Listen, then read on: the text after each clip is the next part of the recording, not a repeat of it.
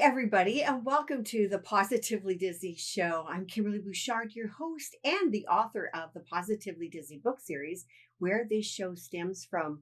I want to welcome all my Facebook folks out there, my Twitch followers, and a special hello to folks I see online right now. Hi, David. Hi, Chad. Happy birthday, Chad. Thanks for joining me, Madeline. Heather, hello. And to my husband, Jacques. I can't believe it. This is show 98 for me, and I am 2 away from 100. And I've got some awesome guests tonight and the next couple of shows for you that I won't let the cat out of the bag yet. I'll let you know next week, but I'm so excited and so grateful for you guys to join in each week and take a listen or listen on the replay. And for all of you, I'm sure your eyes have been peeled to Disney Springs this week to see how things are going. It looks pretty good. I can't wait personally to get out there, and I'm going to be hopping on one of the first planes out there as soon as I get word that Walt Disney World is opening.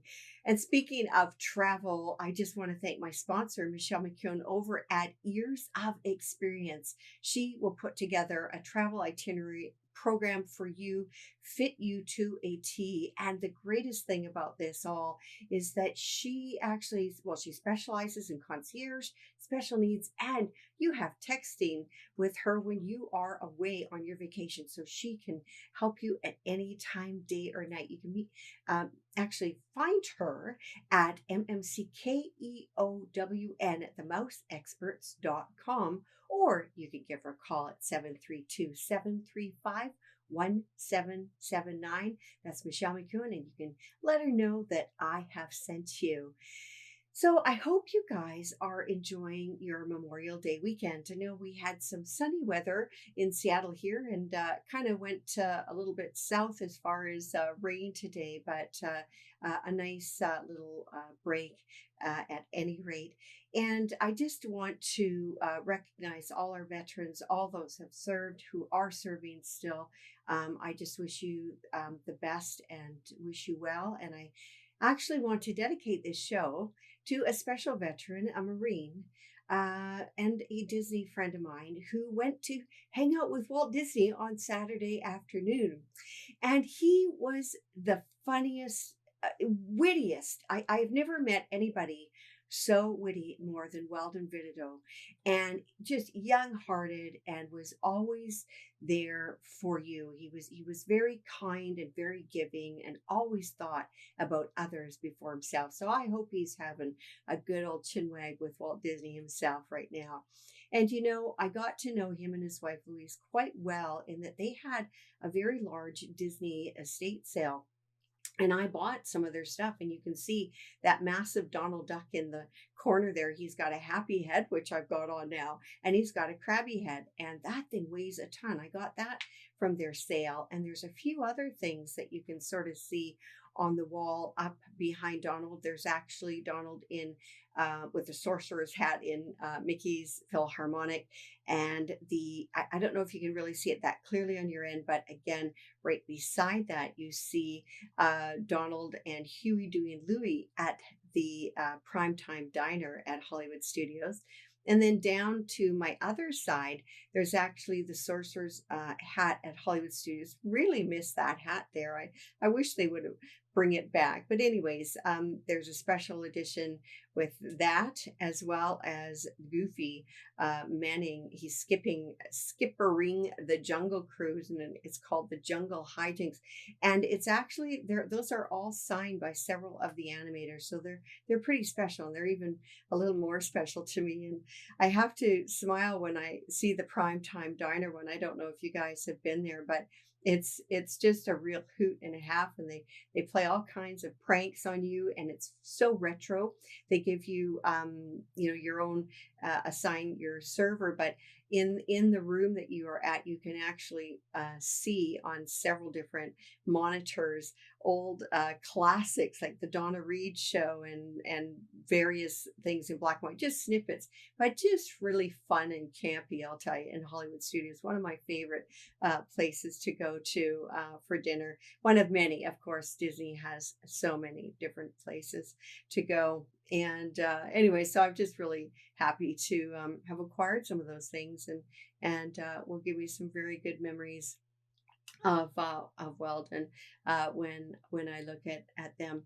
So I'm just so excited to have my next guest on, Jeff Kurtti. We're going to get him on the line, and I will tell you, he is a creator extraordinaire, and we're just trying to reach him at the moment. We're getting a little bit of a message here, but you guys that are watching, how are you doing tonight? I hope you are doing well. I know, Chad, you're probably hunkered down. Chad actually lives not too far from me, and he's experiencing this kind of rain as well. So we're going to just text Jeff to see where he's at. We're supposed to be chatting in a couple of minutes, so hopefully something hasn't come up his way.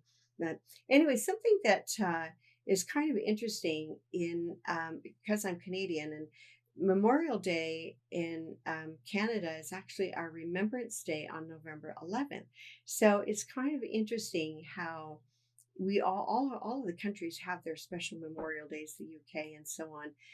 And oh, we're going to see. Hello? Hello. Oh, hi, Jeff. Welcome to the show. How are you doing? Doing well, thank you. Oh, I'm so glad to have you on today. It's I hope you've been having a good weekend. Every day's a holiday when you're in shelter in place. So yeah, that's true. Yeah. It's everything's Groundhog Day. Yeah. Yeah, isn't that the truth? Well, Jeff, I was just about to tell folks a little bit. I mean, you are a creator extraordinaire. I mean, you are an author, you're a writer, you're a producer, you're a director, you've been moderator of D23, and I mean, you've published over 30 book titles and even more film credits.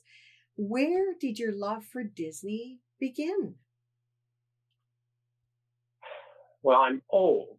Oh. When I was about 5, my mother took me to see Mary Poppins in the movie theater. Oh, okay. And I'm told that I sat without moving for 2 hours and 20 minutes. And that the first thing I said afterward was, "Can we see that again?" Oh, wow. So something about Mary Poppins really got in my 5-year-old head. Mm-hmm. I tell people now, it got in there and broke my brain. Oh, yeah. And I had a very loving and attentive grandmother, my maternal grandmother. Mm-hmm. And she would spend a lot of time and patience talking to me and explaining things to me. Mm-hmm. And she was the one who explained to me that Walt Disney was a real person. Mm-hmm. And that Walt Disney had also been the guy who invented Mickey Mouse. Okay. Well, I was a very big Mickey guy at that age, and still to this day. And that really got me excited that Walt Disney wasn't just a brand name, because Right. when you're a kid, you see Betty Crocker and Right. you see Aunt Jemima, and Yeah. you think, those are, to find out that Walt Disney was a guy, a real man, Mm-hmm. and he had really done things like make this movie, Mm-hmm. Mary Poppins, and Mm-hmm. make Mickey Mouse, that was it. I Wow. was forever changed. Wow. And of course, I got very into anything that had to do with Walt Disney from the point of 5 or 6 years old on. Wow. I'm just thinking about a 5-year-old's capacity to sit still for 2.5 hours. That's pretty much unheard of. So that is really interesting. I think that's kind of one of my movies that I remember the most when I was young too. There is something very magical about Mary Poppins, and yeah, I think that's absolutely terrific. And so you just kind of continued, you were aware of Mickey Mouse obviously before the movie, and then just sort of put 2 and 2 together, right, with your grandma's kind of help. Well, with exactly. That. And Yeah.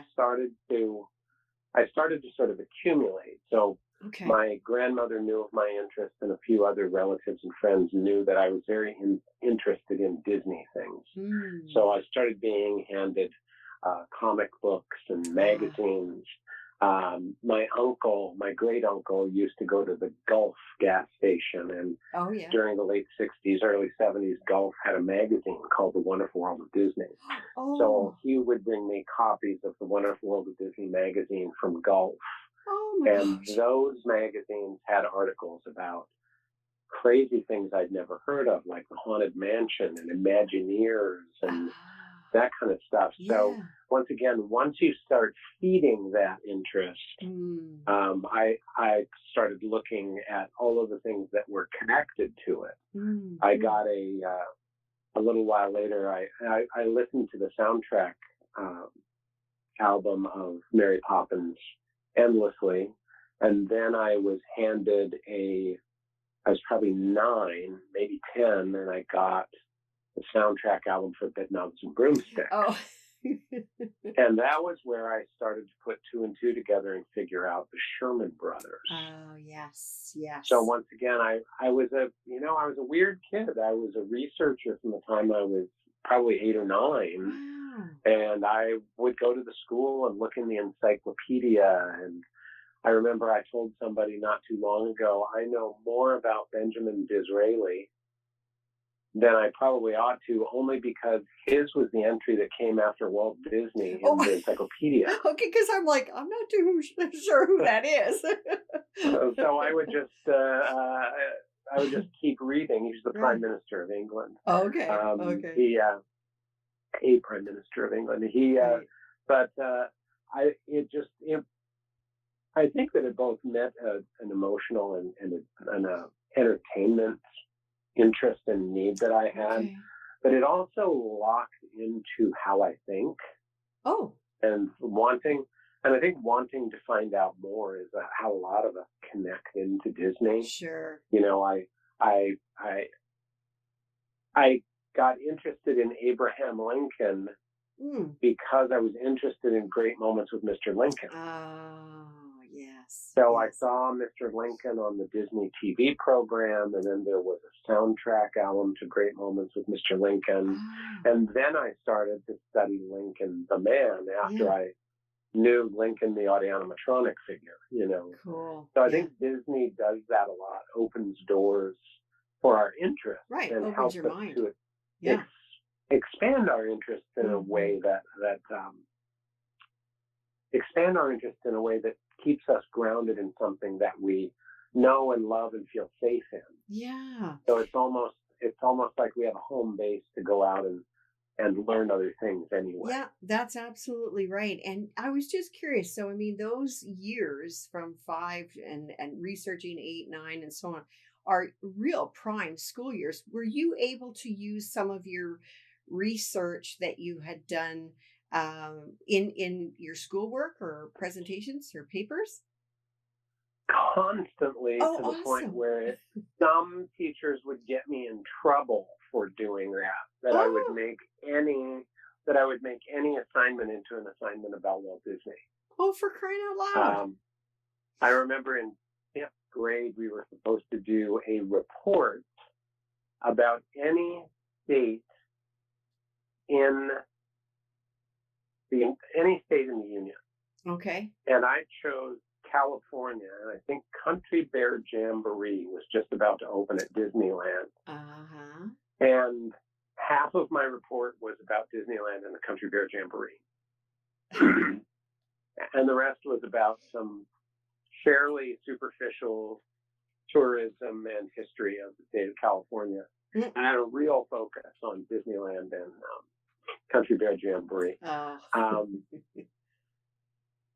But that continued all through school, of course. Yeah. And once again, that interest in Disney can be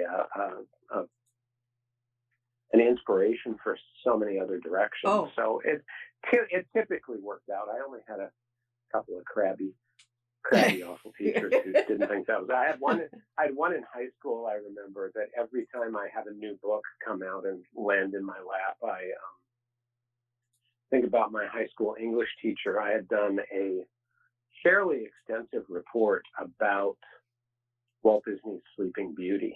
Oh, okay. As part of a project in my English class. And she poo-pooed it, even though it was authoritative and pretty thoroughly researched for a high school kid. Right. Poo-pooed it because of its subject matter. She found the subject matter trivial. Ah. I mean, basically, she wasn't interested in it. Right. And she said, I can't remember her exact words, but it was basically how I would never be a writer. So, like I said, every time I have a beautiful new book land in my mailbox, I think of Mrs. Hawkins and her words, encouraging words. Luckily, at that time, I had a journalism teacher across the hall who was one of probably my greatest teacher in my entire educational career. And I came in dejected and told her what Mrs. Hawkins said, and Mrs. Bennett said, "Oh, don't let that worry you." And shortly afterwards, she made me the editor of my high school newspaper. Oh, there you go. She believed in you. There are people who believe in you and believe in what you're interested in and how to encourage that, and there are people who don't. Yeah, exactly. You know, Jeff, you've done so much. I mean, and you continue to do so much. So what do you think is the catalyst that began you on that journey of what you do today? I mean, I know Mary Poppins kind of hit you, but I'm not sure what the catalyst to make it a career. Right. I think that when you study, when you research, when you start learning about how things are done, how things are made, and you start to think, oh yeah, there are people who do this every day. You know, there are people who make animated movies and that's their job. Right. That kind of blows your mind a little bit. And I think that as I went into high school, I got very involved in three things. I had Mrs. Bennett, who was the great journalism teacher who got me involved in and developed me as a writer. I had Mr. Hamlin, who was both the drama coach and the director of the all-school plays and musicals. He was also our film study teacher. And as I got into those realms, I began to realize more and more that, hey, this is something that people actually build their life around doing. Right. They get a paycheck for doing this. Yeah. So, of course, in those days, that was the late 1970s, it was Disney. What is Disney? Disney was, art and artistic and all that. And I'd always done design and cartooning and had really good success with art classes. Okay. So I thought, well, that's what I need to do. I need to be an artist. Okay.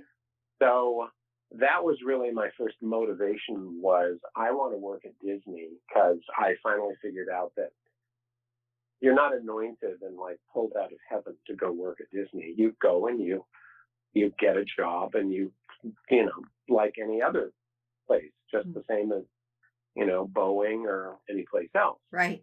So I thought, well, art would be the key for me. So I went to art school long enough to realize just that I wasn't very good at it. Oh, okay. Conceptually, I was very good at it. I understood it. I admired it. I appreciated it. I loved the study of design. I still think that I'm a fairly good art director. I could not make art come out the end of my fingers. Oh, okay. It would get stuck between my brain and the tips of my fingers. Okay. But so I realized I don't have the chops to make it as a Disney artist. Right. In order to put myself through art school, though, I had started working at some theaters in Seattle, my hometown. Right. And among the responsibilities that I had was I was doing publicity writing and leading tours of the theater facilities and working as a sort of a public relations liaison. So I would, we'd have celebrities come in to do their shows or to appear in plays. And I would very often accompany them to their press stops and out to dinners and things like that and just make them feel taken care of. So I got this. Oh, we've lost you, Jeff. I'm not sure if you can hear us. Hello? Oh dear. Jeff? Hi, Jeff? Hello? Hi, Hello? now we can hear you. Can you hear us? Uh-huh. Okay, yeah, we lost you just when you were the last few seconds ago.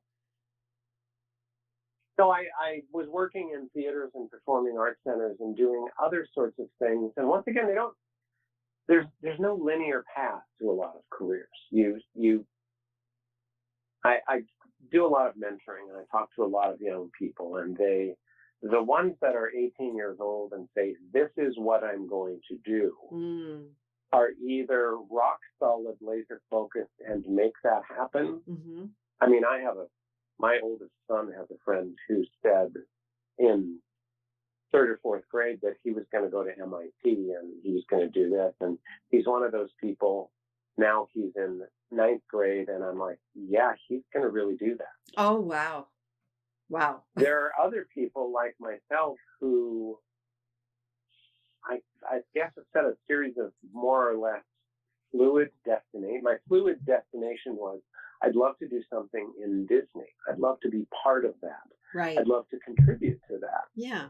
But I didn't have a linear pathway, and I didn't know, and I didn't have good mentoring after high school. I didn't have anybody who could guide and help me. Somebody asked me once, why do you waste all your time with these kids who come with their hat in their hand and say, help me? I said, because you have to be who you needed when you were their age, or you're not doing it right. You're right. Yeah. The good point. the human experience is about learning and teaching, and unless you are helping others down pathways that you didn't have help on, then what's the purpose of your having learned all of it? Right. Yeah. So I started to understand that I could have that vague destination and do a whole lot of stuff, and what I was doing was building skill sets. Right. Exactly. And I was building perspectives, and I was building experience, and most importantly, I was building relationships. Mm-hmm. Mm-hmm. You know, that's what began to happen over time. Yeah. And so now I'm just wondering, at what point did you start working for the company, actually? I moved to Los Angeles on January 2nd, 1983, and probably about the third thing I did was go to the personnel office at the Disney studio and fill out an application.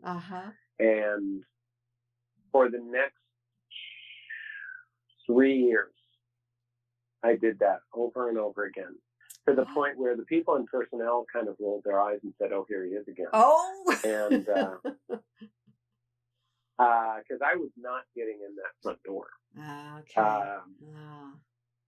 So ultimately, long story short, I wound up working on the 1984 Olympics on a project called the Olympic Arts Festival, which was, I think, a 12-week cultural festival. It was headed up by the man who was then the president of California Institute of the Arts, the school that Walt Disney founded, the famous art school. Right. And two things happened after the Olympic Arts Festival. Michael Eisner and Frank Wells had taken over Disney, and they were hiring. So a ton of really talented people came out of this major international cultural arts festival and got hired at Disney. The second thing was the head of California Institute of the Arts that I had known and worked with on the Olympic Arts Festival needed a lackey, assistant, gopher, driver, needed a kid to shuffle his papers and buy him cigarettes and, whatever you do when you're a 22 or 23-year-old executive assistant. So, of course, I took the job. I worked at Cal Arts. So ultimately, he wound up being hired as the president of Euro Disney, Disneyland Paris. So I got into Disney through a little bit of a side door. So I was there working still as his executive assistant as he transitioned out of Cal Arts and into Euro Disney, Disneyland Paris. Right. And he was working directly with a pretty amazing guy named Jim Cora.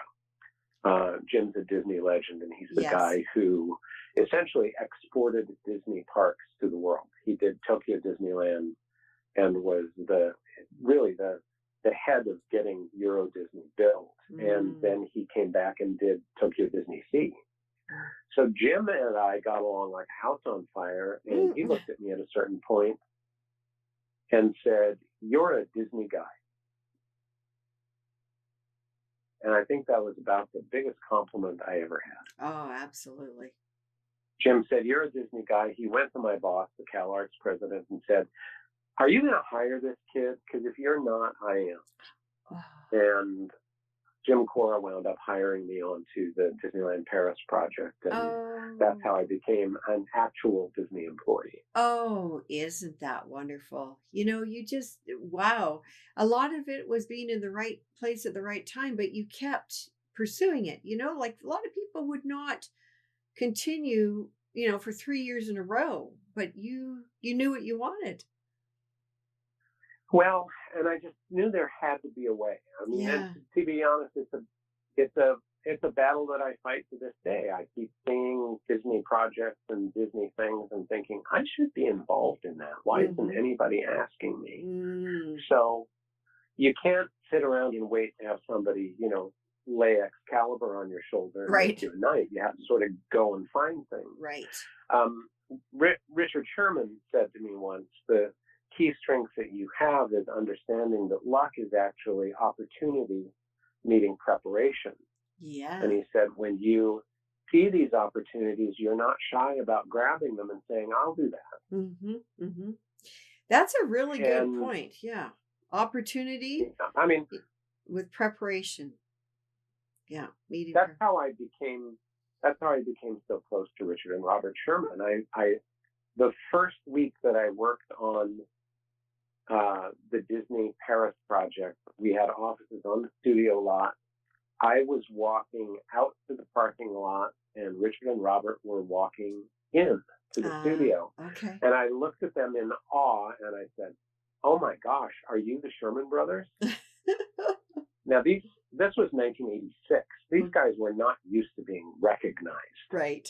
Right. Yeah. Wow. It's a whole different world now in fandom and stuff, where people Yeah. who were sort of behind the scenes Yeah. would be recognized. So Bob looked at me and said, "Yes, we are. And who are you?" So I introduced myself and told them I was a big fan.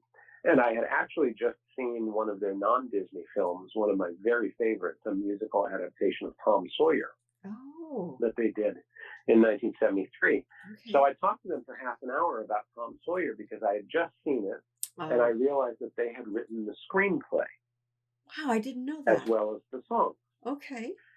So we hit it off on a really, really high note and a right foot, and we just, once again, we sizzled between the three of us. Mm. 2 weeks later, I was walking into Walt Disney Imagineering, and there were Dick and Bob again walking out. And Dick said, "Hey, there's our friend, the Tom Sawyer expert." Oh. And we wound up standing for another half an hour talking about God knows what. Right. And having a terrific time. And Bob reached into his wallet and took out a business card and said, "This is the number and the address of our studio." Oh, for crying out loud. Over in West Hollywood. Why don't you come by and in the afternoon one day and have a visit and have a drink with us, and we can continue talking. Wow. And it was at that point that I began a long, long friendship with Richard and Robert Sherman and their families that Nice. that is ongoing. Yeah. And that was one of the things that Dick pointed out later on. He said, "You saw us, you weren't shy, you knew what to talk to about us. That was opportunity meeting preparation. That was not a lucky break." Right. So that's been a lot of my Disney career, though, is those little connections where you say, "Hey, this could be a thing," and you grab onto it. Right. You have done a lot of work in film, and I'm just wondering, can you tell us the name of some of the projects, and is there one in particular that you might be a little more fond of, just out of curiosity? Well, I started doing documentary work for Disney in the late 90s. Okay. And once again, it was just a happenstance. One of my oldest friends is somebody I actually also met on the Olympic Arts Festival. Mm. Skip ahead several years, and he was the head of Disney Feature Animation. Oh, nice. So he had me sort of at the table at a lot of animation things because I knew the culture of Disney and I knew the history of animation, and I was just sort of a good resource Mm-hmm. and a good thinker, I think, to have at the table. Mm-hmm. So I got a call from Disney Home Video at the time, Okay. asking me to consult on documentary works that were being done for several home video venues. So I wound up doing a couple of 100 hours of. Wow. Boy, if you've got all the DVD editions that first came out of Disney in 1999, mm-hmm. 2000, 2001, 2002, right? Most of the supplement and documentary material that's on those right. editions yeah. Was done by me and my colleagues at my production company. Oh. I think some of the favorites that I had is I worked very closely with Roy Disney because he was doing Fantasia 2000, and we did a beautiful box set DVD, and I got to do 2 hour-long documentaries. Oh, wow. Nice. For that Fantasia DVD release on Fantasia and Fantasia 2000. And I was very, very proud of those. Hopefully those will resurface at some point soon. Yeah. And then, of course, I did, when Greg Sherman and Jeff Sherman started to work on The Boys, Dick and Bob both said, you've got to go to Jeff. Bob gave me a Sherman name. You know, it wasn't supercalifragilistic, and it wasn't chitty chitty bang bang, but Bob used to call me their Shermanologist. Oh, Jeff's our Sherman. Oh, I love it. Shermanologist.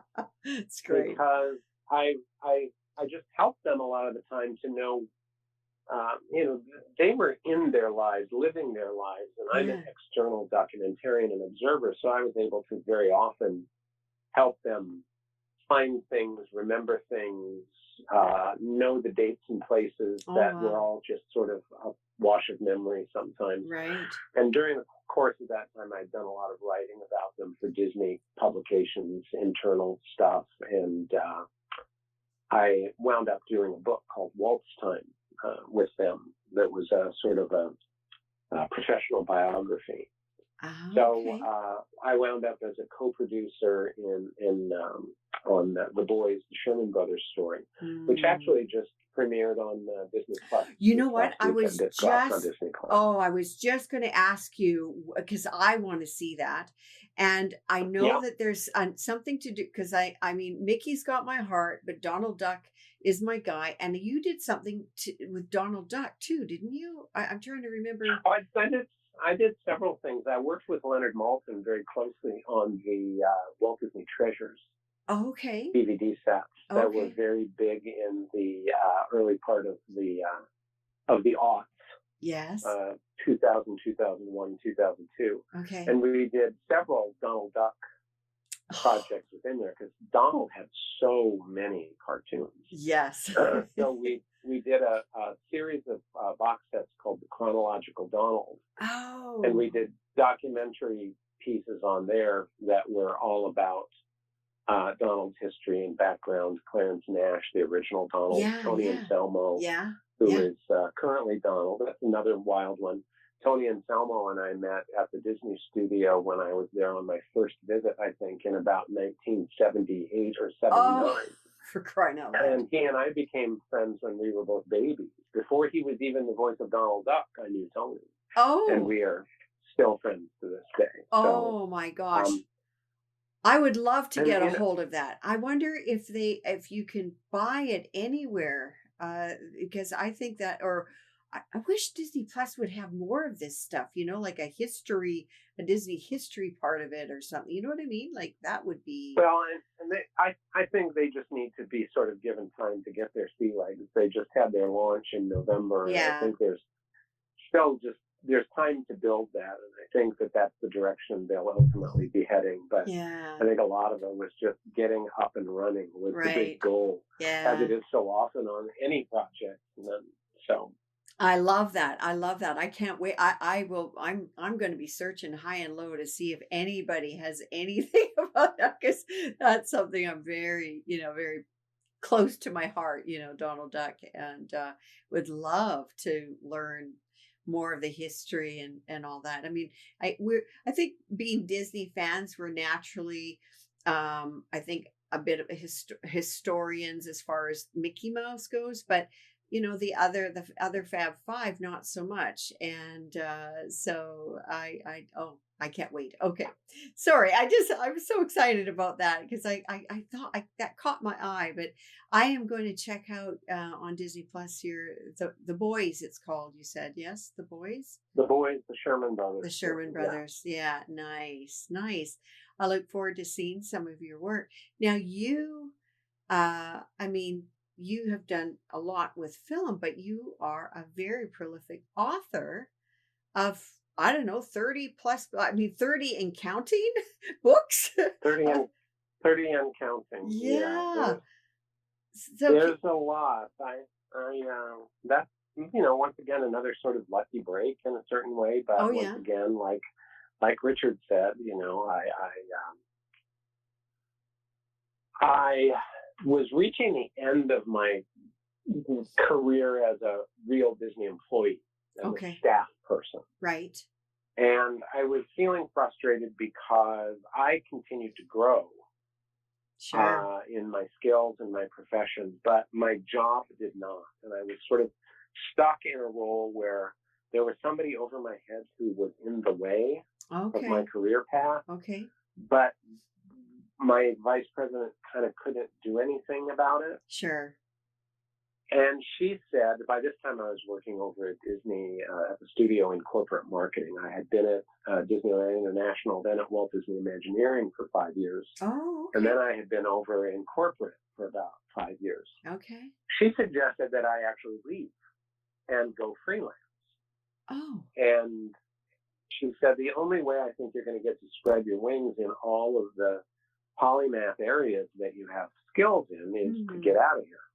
Because you're never going to be able to do enough. Okay. But she said, you have enormously good relationships and a great reputation throughout the company. And if you don't like it or it's not working out, come back and we can certainly find you something to do. Oh, We there can you find go. a job. Wow, nice. So Okay. I did that.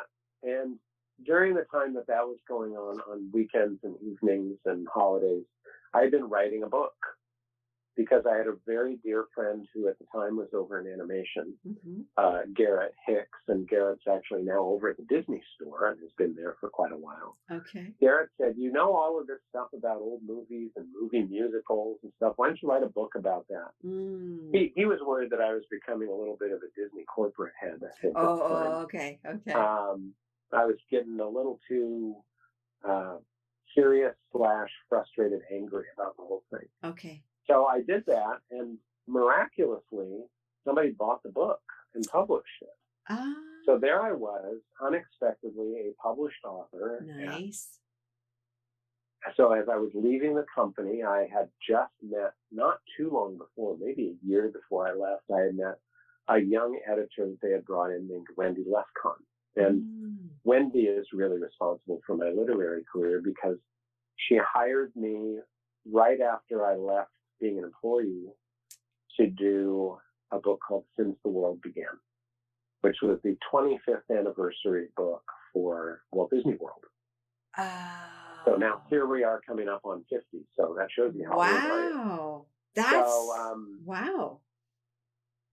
That I love that. Based on the success of that book, everybody's very happy with the book. Yeah, I bet. And we moved on and we did a little bit of an odd little book called, they were doing a series called Disney Miniatures at the time. Okay. So my third book was a thing called The Art of the Little Mermaid, which was just a little sort of miniature gift item. It wasn't a real full-blown, behind the scenes book. Right. But my friends at animation, who, as I explained, I was I knew these guys and they knew Mm-hmm. who I was and they Mm-hmm. trusted me. And Mm-hmm. Wendy said, I'd like you to do the Art of Mulan. Oh. And so she went to the animation leadership, Peter Mm-hmm. Schneider and Thomas Mm-hmm. Schumacher at the Mm-hmm. time. And they said, yeah, Jeff's terrific. We trust him. I think he'll do a really good job. Nice. So I did the Art of Mulan, and that actually has just been reissued on its 20th anniversary. Wow, it's been 20 years. So there's a new edition of Art of Mulan that just came out that's available now. And it's pretty much a replica edition of that first 20 years ago version. So that started a momentum that just kept going. And I got a reputation, I think, for being collaborative. Mm-hmm. For a long time, you work for Disney, you realize that really what you're doing is work for hire. Okay. That you're not a diva and you don't have your great artistic vision. What you do has to fit in with the culture and the vision of whatever it is you're representing. Mm-hmm. So I knew that when I was doing the Art of Mulan, what my job was to journalistically represent the making of that movie. It wasn't about me or my voice. In all of the books that I've done, I don't think you find me referring to myself in hardly any of them. Right. A lot of books, the author has a very prominent voice. Right. And then I went to the studio and I did this and I that. Who cares? Mm-hmm. Nobody cares about how you got there, how you got your information. They want the information. So that Art of Mulan led to doing 2 books on A Bug's Life, which led to a book on Dinosaur, which led to 4 books for Atlantis, and on down the line until we're looking. I think I was working, or I was just about to sort of sign on the dotted line for 3 further books when everything got paused and the world went on hold. Okay. So hopefully those will come back soon. But I'm into book number, I think, 36 or 37. Oh, for crying out loud. Jeff, where can people find your books? In print, books are best on barnesandnoble.com or amazon.com. Okay. I think I've got 4 or 5 books that are in print. Okay. One is coming out in September, the Disney Monorail. Nice. Okay. So Travels with Walt Disney, Practically Poppins in Every Way. The Disney Christmas card is probably going to be around for a long time. Yeah. Okay. Art of Mulan just came out. Okay. So Amazon and Barnes and Noble, we can just Amazon and Barnes and Noble. Plug in. And then if you go look through any of those search engines and you look for me, you find a lot of my books in aftermarket and used book sales. Okay. There's sort of hit and miss. Okay. Some of my aftermarket books are hugely, weirdly expensive. There are people who are selling The Art of Walt Disney World from when was that? 2004 or something. Somebody was selling that aftermarket for like $600. Yeah, I know. Made me wish I'd kept a box of them in the garage. I've seen that too, and I'm thinking, are you like on some of my own books? It's like, what are you guys doing? And they're not even signed. They're not pre-signed, of course. Somebody that is watching the show also just asked me, and they were wondering where they might be able to find some of your documentaries other than Disney Plus. Are they out there anywhere that people could? They're really not. Some of them are in pirated versions on YouTube, and some of them on the DVD editions are in aftermarket.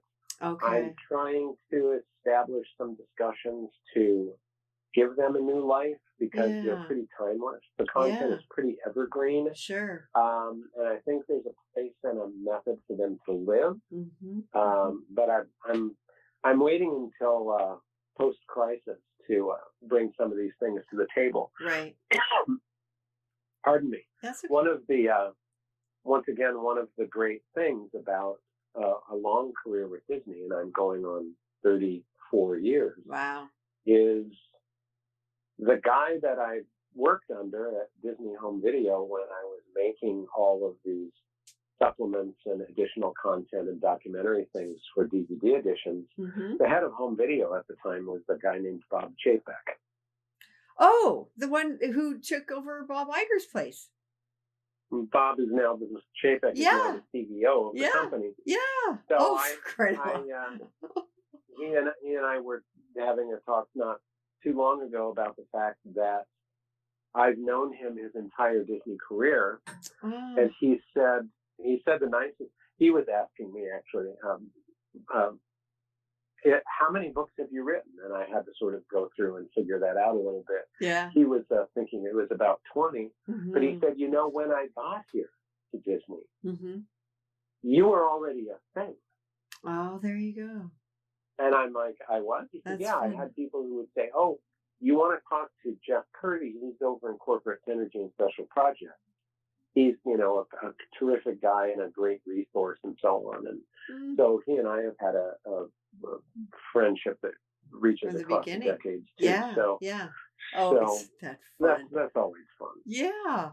You've met some really wonderful people. Have you ever met you mentioned Roy Disney. Have you ever met any of the other Disney family members? Oh, of course.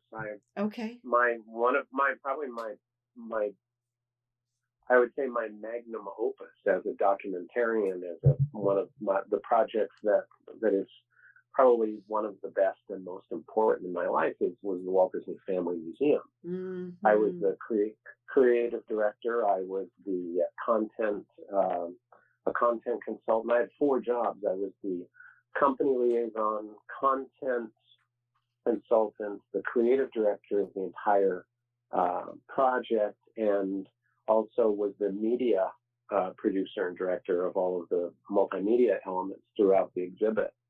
That came about because my phone rang and it was Walter Elias Disney Miller, Walt's grandson. Yeah. On the phone, and he said, I got your number from a colleague that I was meeting with today, and I've had 3 people tell me today that you're a guy I want to talk to about this project my mom and I are doing. So a couple of weeks later, I was sitting at my dining room table at my house with Walt Disney's daughter, Diane, and Walt Disney's grandson, Walter, helping them sort of dissect and figure out what they would need to do in order to create a museum, a physical museum in San Francisco. Yeah. So I worked on the Walt Disney Family Museum with Walter and Diane and Ron Miller, Diane's husband and Walt's son-in-law, and with Joanna Miller was the other who was involved pretty steadily. Mm-hmm. Still friends to this day. I actually was just talking to Joanna on Facebook Messenger this morning. Nice. So interesting for me growing up, feeling as I still do that the 3 strongest male influences in my youth were Walt Disney and Richard and Robert Sherman. And to have become so involved in their identities and their persona and their families is something that I have to stop and really think about that. Yeah. It's pretty incredible. Amazing. Yeah, exactly. Wow. So we opened the museum in 2009, and I continued off and on to try to step in and assist with Ron and Diane. I think Ron is somebody who needed to have a memoir. Right. He had a really remarkable career within Disney, and so he and Walter and several others and I would just bug him all the time and say, you've got to write a book. Yeah. And he did what a lot of people are approached with the idea of doing a memoir. Because you live it, you don't think your life is that interesting. And Ron was that way. And yet every time I would do a presentation or host a panel at the museum, Ron would be in the back row to watch, and he would pipe up during the presentation and offer some memory or some anecdote or something none of us had ever heard before. So New Year's Eve of 2019, Ron called me and said, I think I'm ready. I'm Oh, ready to do a book. So we were on the phone on New Year's Eve for probably half an hour or more talking about how to do that and what to do. oh, And I'm currently finishing up a memoir for Jim Cora, the guy oh, who yeah, hired me at Disney, yeah, which is going to come out next year. So nice. Jim Cora had actually talked to Ron and said, this process is a breeze and you'll feel so good to get your story down. And unfortunately, about 3 weeks later, Ron passed away. Yeah, darn. So we didn't get to the point of getting, and I used to warn him, Ron, your story is going to be lost. And unfortunately, Yeah, his story there was so much personal recollection in it that you can't get back once the yeah, primary yeah, source is gone. yeah, exactly. So yeah, a lot of interaction and a lot of work and I think a lot of success with Walt's daughter and Walt's grandkids, and Nice. his grandkids are also, they're so interesting because you talk to them, and it was a lot like talking to Diane. Her first reaction was not about Walt Disney, but it was about Dad. Well, of course. Yeah. And the grandkids are a lot the same way. It was like, well, that was just Grandpa. Yeah. Yeah. Oh, So I it's love always it. fascinating to me to cross-pollinate on that information, for Mhm. me to draw information about his personality, his persona, his behaviors, and Right. to be able to give them back Yeah. some critical perspective on who Walt Disney was and what Yeah. he meant Yeah. to the world, to Right. culture, to technology, and so Right. on. Oh, I love it. I was very fortunate a few years ago to go with my sons. We were in San Francisco, and we went to the family museum. And honestly, I was so choked up going in there. I thought I was going to cry before I even went in there. And then of course, sitting on the bench, I lost it completely. It's it's so powerful. Like, I don't know if anybody else feels that way, but it's such a beautiful location, the Presidio. That's the time they had the Pinocchio exhibition out, and we spent 7.5 hours there, and it still wasn't enough time. We just I always loved tell it. people who are big fans, who are big scholars, who are deeply interested.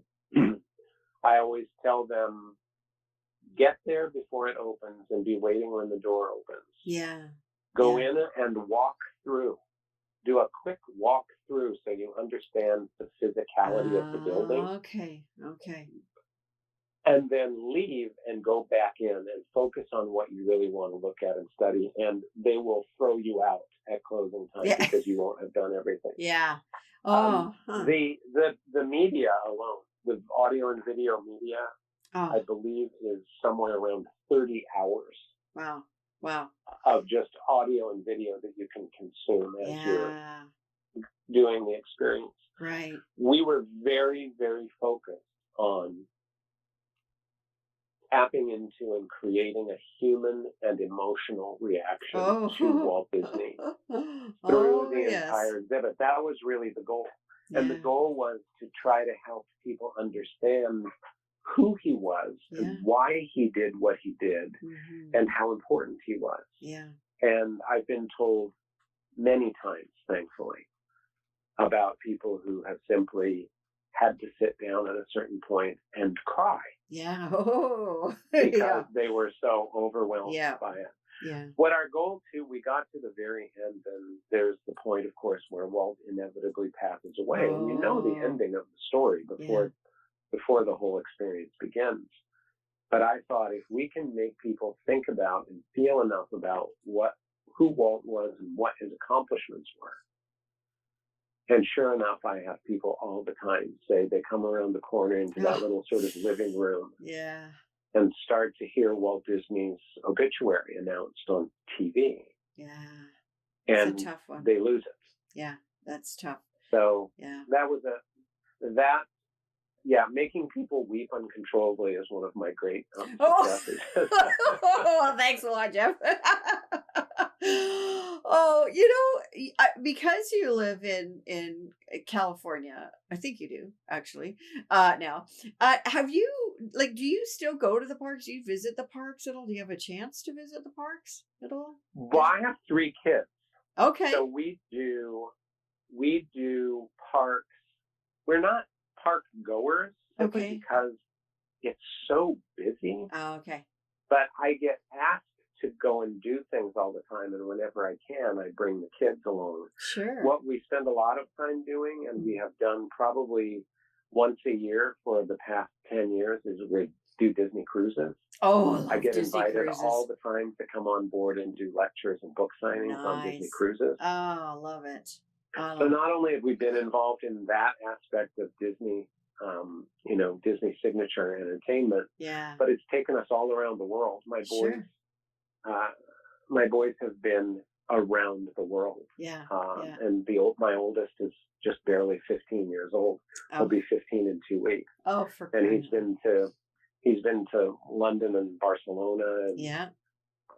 Cozumel and Yeah. all Yeah. over the place. He's Yeah. been through the Panama Canal 3 times, Nice.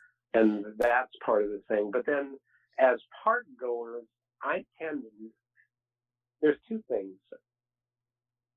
When you know too much about how it's all put together, it can really influence your enjoyment as a consumer of it. Oh, okay. Okay. So I tend to limit my going to Disneyland as a capital G guest Right. to very special occasions. Right. So people imagine that my boys, know Disneyland like the back of their hands. Well, they don't, Okay. because we go maybe once a year. Mm-hmm. Mm-hmm.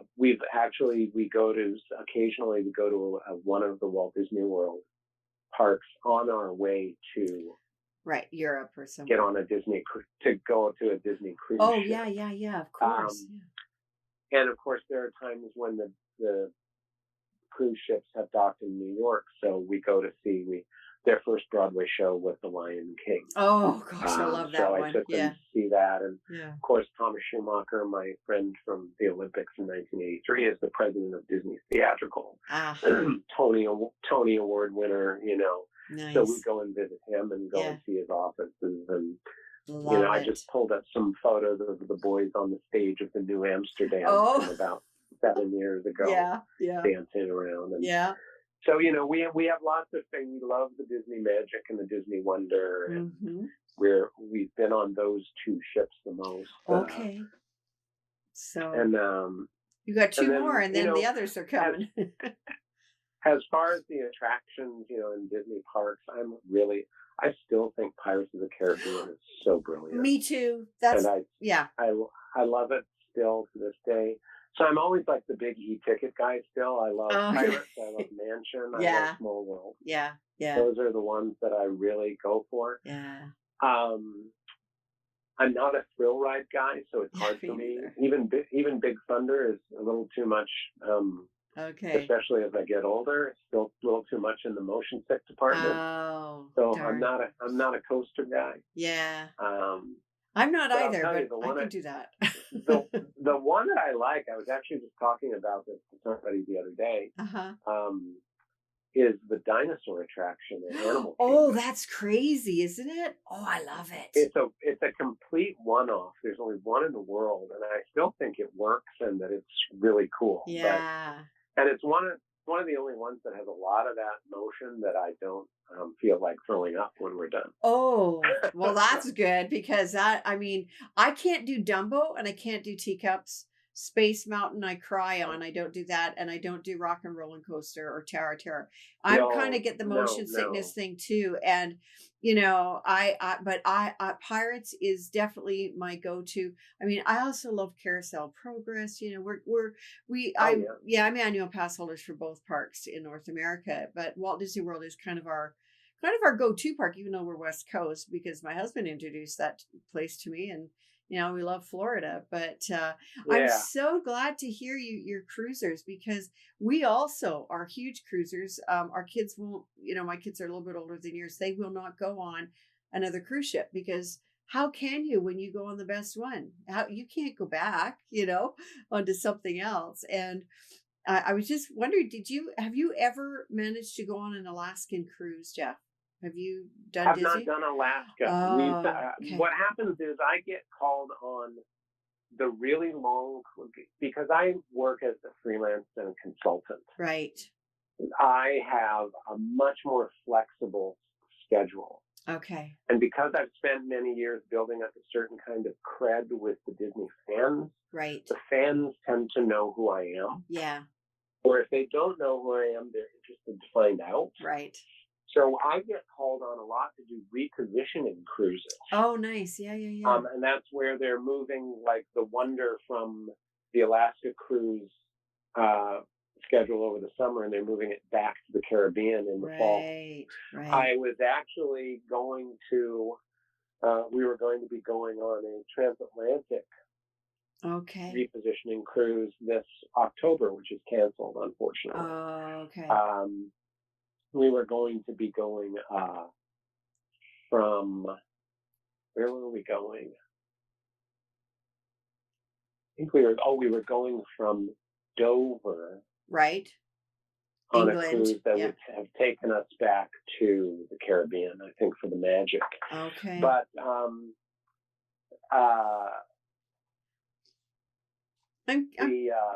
the Alaska I have not done. We did about a year ago. We did a special Disney Vacation Club member cruise where I did book signings and presentations on the DVC member cruise, but we only went up as far as Vancouver. Oh, okay. Okay. Home. Right. So we did San Diego to San Francisco to Victoria to Vancouver. Nice. You know, I really hope you get on that Alaska cruise sometime. I was on there a couple summers ago. It is really amazing. It's really like, it seems like it's the last frontier, really, you know, and it's pretty amazing. And here's the reason that I don't get called on Alaska cruises is because every day's a port day. Oh, right. Yeah, that makes sense. So what I do on the transatlantic cruises and the Panama Canal repositioning cruises for the Wonder is there's 8 sea days. Right. And they need presentations and activities and signings. So I do that. I will do 8 presentations about different aspects of Disney culture during a given cruise and do book signings. And then, of course, you wind up meeting people and engaging. I mean, I'm sort of on call there. To sort of just be available to the guests who want to talk about Disney history and culture, and that's why I'm there. Nice. But on the Alaska cruise, they don't need me because they've got spectacular ports every single day. Well, maybe you have to do that just on the side, you know, just for fun, you know. Sometimes. Well, the one I'm really disappointed about is Adventures by Disney had approached me, and they were doing a charter adventure for Golden Oak members from Florida. Oh, wow. And they were doing a Seine River cruise. Oh, and they wanted me to come on board and sign my Travels with Walt Disney book, and give some lectures about Walt's experiences in Europe. Okay. And that would have been terrific. Yeah. But that was also scheduled in October, and I think has been postponed or canceled as well because of the health crisis. Right. So. I was just wondering, I've never been on a cruise transatlantic for repositioning because I'm always a bit afraid of being in the middle of nowhere and having the ship list. I it's not that I get totally seasick, but I do wear my sea bands so I don't feel anything weird. How is it going across? Because I mean, you're in the middle. Transatlantic, I don't think we've ever had anything that was more than a little bit of rough seas. Really? We did a repositioning cruise from Southern California through the Panama Canal, and we had to run away from a hurricane. So we were in a avoidance pattern, and then got double hit by a tropical storm. Oh. This was several years ago when that hurricane knocked out Puerto Vallarta and Cabo San Lucas. Oh, and they all got smashed. Yeah. The worst seasicky, awful, rough seas I ever remember experiencing. Yeah. Was actually off of Northern California on this cruise last year. Really? It was horrible. Oh. It made me so green. Oh. But I don't remember anything that terrible. But of course, I'm kind of a Pollyanna anyway, so I don't Oh, tend to remember the awful stuff. yeah, I yeah. remember all the cool stuff. Yeah. Well, it's not going to stop you from cruising, obviously. I mean, because that was just sort of No, a no. one-off. Absolutely. Yeah. I My would, problem yeah. is I take Dramamine, and Dramamine just puts me to sleep. Oh, that's, Which that's a great way to avoid sickness. yeah, but then you miss Just out on conk out, everything. but Yeah. Oh, that's wonderful to be able to have those opportunities and to be able to bring your kids along too. I mean, that just must oh be a yeah, that's blast. been the Yeah. best thing for me. The best Yeah. thing for me has been the ability. I used to worry, gee, they're not going to remember some of this stuff. My Mm, youngest, who's 11, will yeah. talk about, he was on the Disney Dream before its maiden voyage. He doesn't Oh. remember any of it, of course, Oh, because he's yeah. too little. Yeah. Yeah. But my mentor and friend Tom once again said, what you're doing is making those three boys worldly. Yeah. Yeah. They're going to think nothing about traveling around the world. They're not going to regard foreign places as scary. Mm-hmm. They're not going to think anything about getting their passport out and going Yeah. somewhere. Mm-hmm. Mm-hmm. And I think that's the other great thing. We've made them understand that the world's a very interesting place. Oh, yeah. I mean, we're very fortunate. We're world travelers with our children because of their Irish dancing careers. For 17 years, they were performing and competing. And that you can't teach that that's the only, you have to do it. You have to, Have to go do it. yeah, you can't teach that otherwise to your kids or to anybody. And I think that's awesome. And Disney related to travel the world is even better, I think. Oh yeah. Yeah. Oh yeah. Jeff, what is next for you? I mean, you just continue, you're like a machine, honestly, because I mean, it's a lot of work to write books. I know it. I've got several out myself, but what's Well, as I next for said, you? I'm finishing up Jim Cora's memoir, which is going to come out, God willing, at D23 Expo next summer, Okay. 2021. Yeah. And that's a fascinating book on so many levels. It's just, he's had an amazing and interesting life, and he contributed so much to the Disney culture that's not documented anywhere else. Oh, wow. So it'll be a fresh telling of a tale that a lot of Disney fans have never heard. Nice.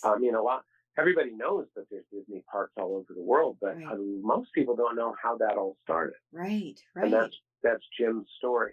Love I'm it. doing a book. I'm doing a book that actually I think just got pushed out a year, but is fairly close to being done, about the Beauty and the Beast stage musical. So it's a background and history of Beauty and the Beast and its incarnations on stage, and it is going to coincide with a full revival of the stage musical. I believe it's still scheduled to open in London in 2022. Wow. So that book is in process. As I said, when the pause button got hit on life, I was close to contracting 3 more books for Disney Editions. Okay. And I was also working on 1, 2, 3 consulting contracts with Disney in various roles. So, right. this is what my life is. This is not going to halt or stop. It sits and starts and does all those sorts of things. Yeah. I actually just got a peculiar email today from a guy who does a History Channel series, and he's contacting me about one of the Atlantis. Atlantis. He's doing some kind of program about Atlantis, and wanted to talk to me about Disney's take on Atlantis, because I've written all those books for the movie and did the DVD edition for Atlantis many years ago. So, it kind of goes on. After a while, you're kind of the old guy where people point and say, he's been around. He knows what all this stuff is. and that's, with that, it never ends. I mean, how can it? This is such a legacy of Walt Disney, and it's continued on in so many different directions. And you have worn many hats. And I think Oh are my doing gosh. an amazing job and it doesn't even, Thank you. yeah, I'm very happy and very grateful to have had you share all that. My gosh, it never fails. Anytime I have a guest, I think I'm getting a certain kind of interview. And that's only the tip of the iceberg, like there's so much more. And you are obviously very extraordinary in what you do. You're very unique because most people they hone in on maybe one or two different things in their career, but what it seems like what you touch and your passion, you become passionate about, and you deliver it to the rest of us that can enjoy it. So thank you, Jeff, Well, I for think all that's that. really the key to what's kept me engaged and kept me successful at doing what I've been doing for Hmm. 30 plus years is Hmm. there is passion there. I'm very passionate about Disney and Yeah. I'm still very engaged in it. Hmm. And at the same time, I think a big part of it has to do with remaining with a perspective on what you're doing and staying grateful. Yeah. There's still the 6-year-old inside of me who Yeah. cannot believe the stuff I get to do. Oh, And I think that if you maintain that outlook, yeah. they always talk about, oh, the the boy who never grew up. It's like, Oh, I grew up. I grew up. I have gone on and been a grown up and had yeah. children and all that. Yeah. But there is still that small person inside of me that's Yeah. reminding me Yeah. to it's reminding me that humility is a wonderful trait to have and that gratitude should be never ending. Right. When you can look back on all those years and say, I got to do all of that. Yeah. Well, And you think about that little kid, who's weird and alone and likes to read books and is all messed up on Disney and, socially awkward. And you look back and go, well, he did okay. well, yeah, and it's your childlike wonder. I think we all have that in us. Some of us squash it, but others, I think most Disney people still have something of that. And it's so funny about you mentioning the never grow up. My mug of water is Peter Pan with the never grow up on it that I've been sipping throughout our interview.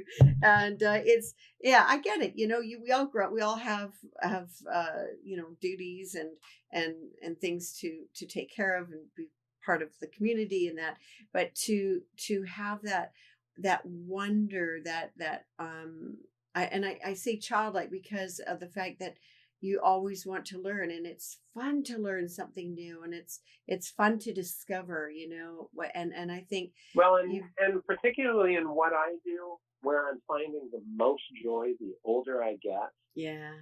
is sharing that back. You meet a lot of Oh, people in the fan community and collectors and stuff who are about sure. acquisition. Yeah. Oh, okay. They like all the stuff that they have. Mm-hmm. I like giving it away. Yeah. So my whole thing is about here, let me share with you the stuff that I've learned because Mm. number one, it will really add and enrich your life. Mm-hmm. And secondly, I'm going to be dead sooner or later. And unless I share back Mm. the things that I know, Yeah. that's a wasted life. Right. So Right. I'm finding as I've gotten older that it's not just the having been and what I've done and who I've known, Mm-hmm. but it's the ability to look at a 24-year-old or a 30-year-old and Mm-hmm. say, no, this happens because this and this, and then this guy walked in. And Yeah. that's how that happened. Yeah. And then they carry that information. It's like passing the talking stick at a campfire. Right. You're Right. moving it on to somebody else. Mm-hmm. So that, I think, is the great joy of my later career in particular is I get very happy telling people stuff they don't know about. Oh, it's great. I'm thrilled, and I can't wait to. That's going to be the first thing that I'm going to watch this evening because our evenings are long these days. But I'm going to check out your documentary on Disney Plus. Beautiful. Yeah, thank you so much, Jeff. My gosh, I feel like you must be parched by about now because we had you talking for so long. But thank you. thank you so much again for joining us and sharing so much with us. And I hope that you have just, you just keep going, because we will be excited to see, what all the books and everything else that will be coming out. It's been really grateful that you No, could come on. it's my pleasure. It's my pleasure to be asked anytime. Thanks, Jeff, so much. Well, listen, you take good care, and we'll be in touch soon. Goodbye. Okay, take care. Bye-bye. Oh my goodness, guys. I hope you enjoyed our show. We went over a little bit, but when you've got so much inside to share, I just like people to share that with you. And I hope that you learned a few things. And those of you that came on a little bit later or in the middle of the show, it will be up in its full capacity. We, of course, record it so you can listen to it on the replay. And I just think it's so neat. Every time I interview somebody, I do really learn something new about either Walt or his family, or about the company itself. And so I just want to, with that, be on our way. And you're so welcome, everybody. And thank you so much again for taking the time to spend this Memorial Day evening with me. And we will see you next week on my 99th podcast. It's it to me is unbelievable, because I if somebody would have told me a few years ago that I would be podcasting and interviewing all these lovely folks I get to meet, I would have thought they were out of their Christmas tree, because that wasn't even in my wheelhouse. And so it's very fascinating. I find how things kind of happen. Things kind of have a beginning, and my writing was my beginning, and my love for Disney.